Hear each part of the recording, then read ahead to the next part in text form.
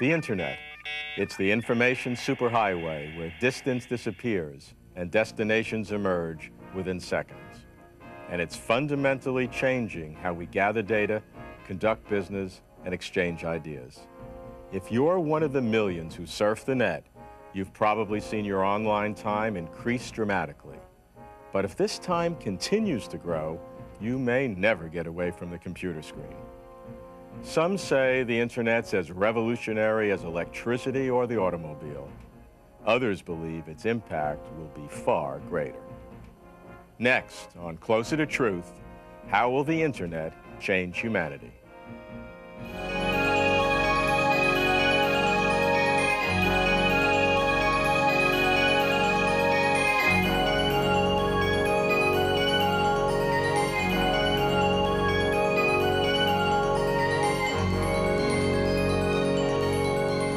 Welcome to Closer to Truth. I'm Robert Kuhn.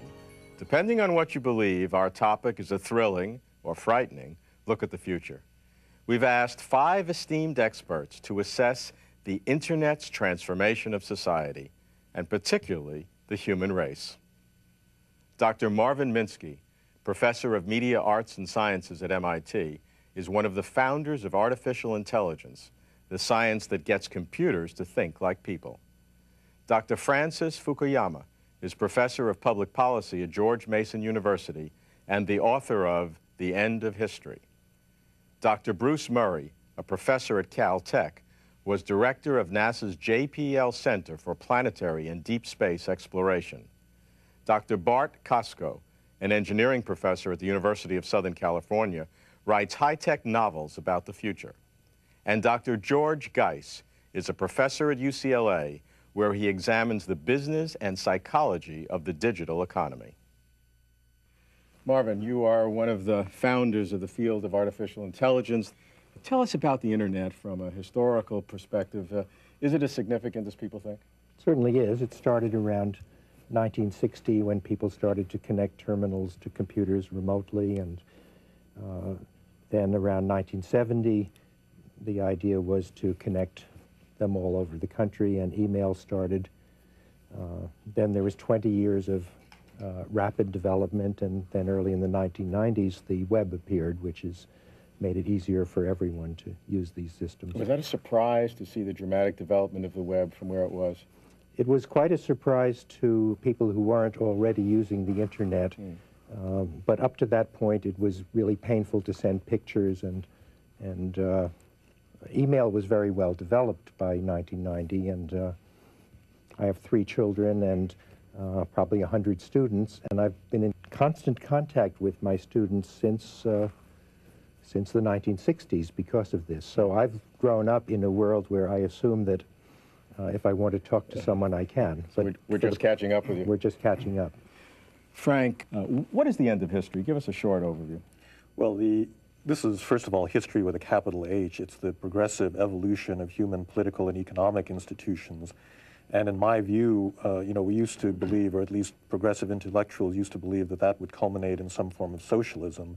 But I think it's quite evident that that's not going to happen, and that modern liberal democracy and market-oriented economic systems are basically it. It's the, in a way, the end of the line of development of modern post-industrial societies. Why did you cause such a firestorm with that phrase?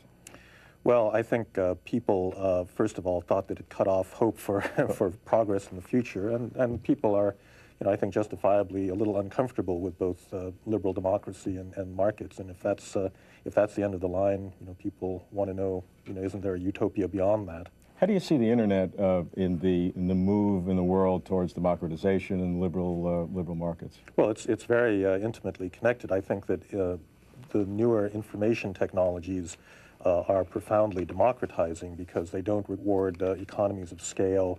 They work best in a very decentralized, non-controlled society. They're very anti-authoritarian because, authoritarians can control societies by their ability to control access to information. And if everyone can get information simply on their own by dialing up, a computer, then you get ways of getting around hierarchies. And so politically, I think it spreads power out rather than concentrating. Good. I want to get back to this, is a very important theme. Bruce, what are the implications of the Internet for the future of mankind in a collective sense? Well, I think I can answer that in one way by noting that you pose the question, how will the internet change humanity? 2 years ago, I gave a talk to science fiction writers. That's the most avant-garde audience. And I tentatively threw out the idea that it might. 2 years later, it's taken for granted that it will. It's now we want to know the details.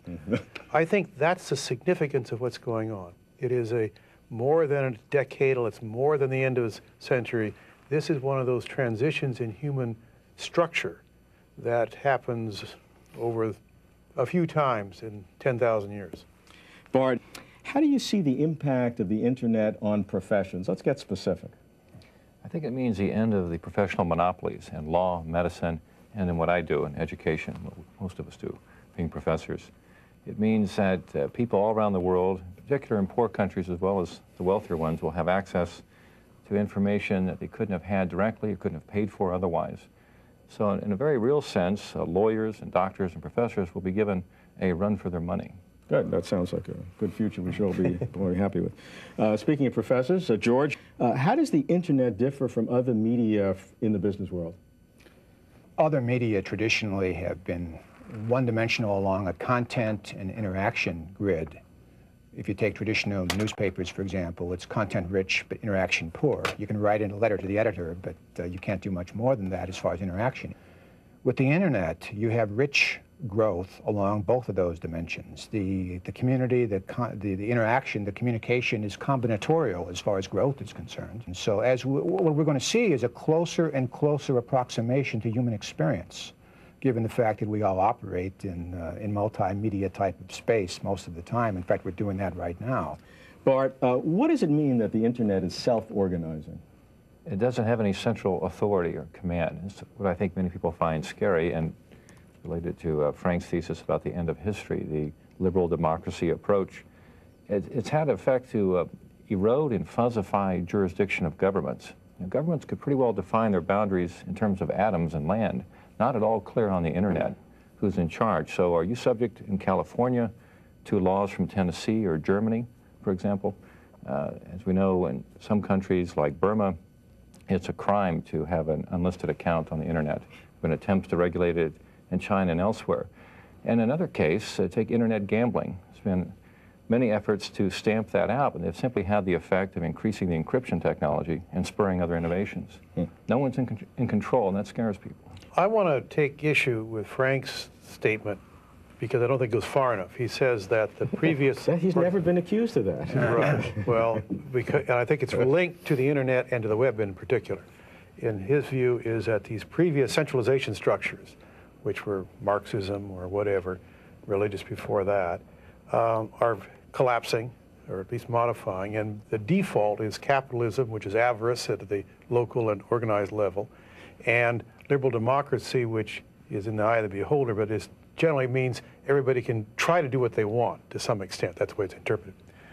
I think that's transitional also. That's my point. I think if you look at us as evolving with technology, we human beings, printing press, broadcast radio, broadcast TV, which has enormously affected this culture that we presently exist, and this emergent one, that there's other organizational structures evolving, political, economic, belief, that will dominate the next century.